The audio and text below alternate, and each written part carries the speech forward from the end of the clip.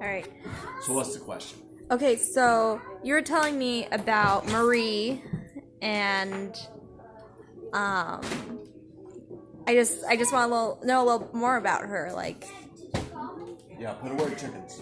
I know we were just talking about how when she was sick, it was Hubert that was the one that made the peanut butter cakes for my dad and Doug. And that's why my family eats pancakes with peanut butter on, because what he would do was he'd make the pancakes in the morning, and then what they would do is he would take the leftover pancakes, put peanut butter and jelly on them, slap them in half, and then send Doug and Dad and Daryl to school with basically sandwiches. And that's why we've always eaten peanut butter on our pancakes, and it's still one of my favorite comfort foods. Yes, that's the reason we eat peanut butter on our pancakes. Oh, hey, baby doll. Hi. Here. So, what are some other stories from that time that you know of? Well, my favorite story, and I don't know if you got this one ever before, but I'm sure you have, about Russell and Ivan and Bob were at the local tavern getting drunk, and they were putting money in the slot machine. Mm-hmm. And Russell and Ivan decided that they put enough money in the machine, they owned it. So Ivan got on all fours like a dog. Russell put the machine on his back, and he tried to crawl out of the bar with the slot machine on his back, with Bob on the other side kind of holding it still.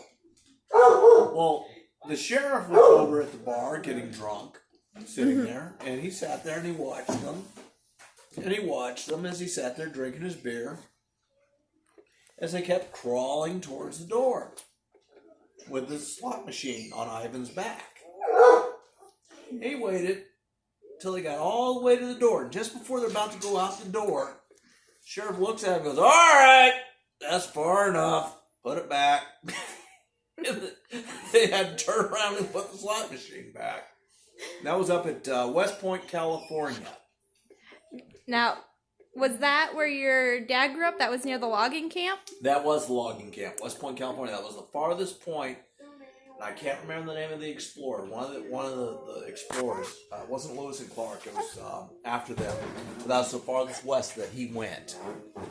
And that's why it was called West Point, California. It's about 80 miles outside of San Francisco. So, a bit of a drive. A bit of a drive. Especially for back then, but... Oh, back then, it was a day trip into San Francisco. Really? Wow. Yeah. Ivan used to do that every day. He would take a load of lumber to San Francisco during World War II.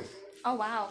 Oh, so that's the route that he would have been on when he was trading tires and other things, too? Right. Basically, because tires at that time were restricted. You couldn't get rubber or anything. And because logging camp was considered a necessary asset for the war, basically if they got a flat tire or anything, they would take the tires and just take them off the trucks and put a new tire on it. Well, Ivan would sit there and grab the tires, he'd throw them on his truck as he went down to San Francisco. When he got down to San Francisco, he'd then trade the tires, the old tires that he patched up, for coffee, for sugar, for different things that needed back at the camp. And basically, he ran the black market for the entire camp. Dang. And that was the reason my family didn't owe any money to the company store. Mm-hmm, because what did he say about the company store? Company store? That stole your soul.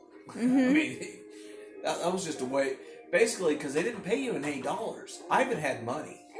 The only reason Ivan had money was because he didn't deal with the company store.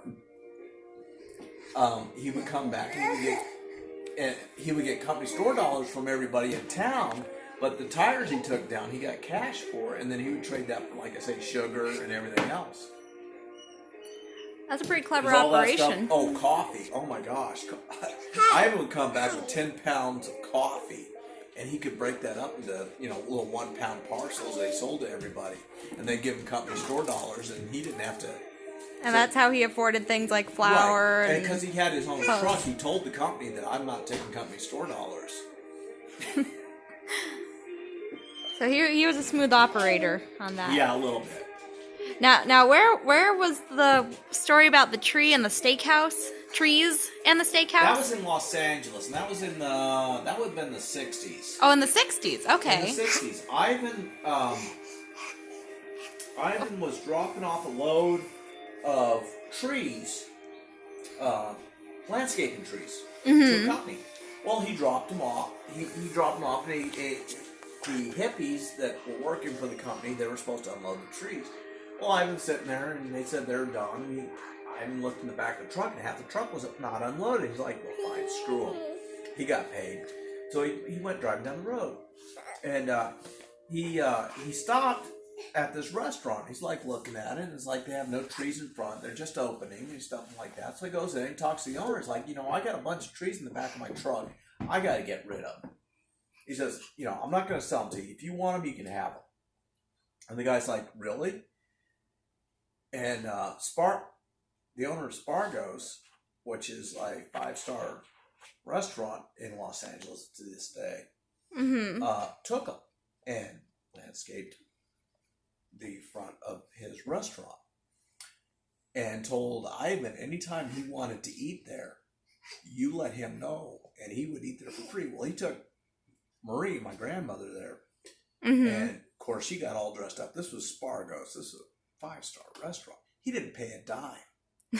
He walked in, and the maitre d' was giving him trouble because Ivan did not dress properly for Spargo's. And he was like, well, can you let the owner know I'm here?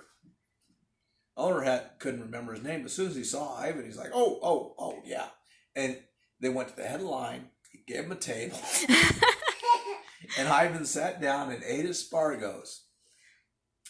And then on top of that, Marie wanted to take the food home, but she didn't want anyone to know that she was taking the food home because it was so good. And Marie's like, well, can we have a doggy bag? Because I would like to take this home for my dog. And Ivan looked at her and started yelling, oh, goody, we're getting a dog. Oh, gosh. Poor Marie. Poor Marie. She was so embarrassed. Because were doggy bags back then really for dogs? Is that why? Yeah. You didn't take it home to eat it later. It was actually for your dogs, especially at a 5-star restaurant like that. People didn't.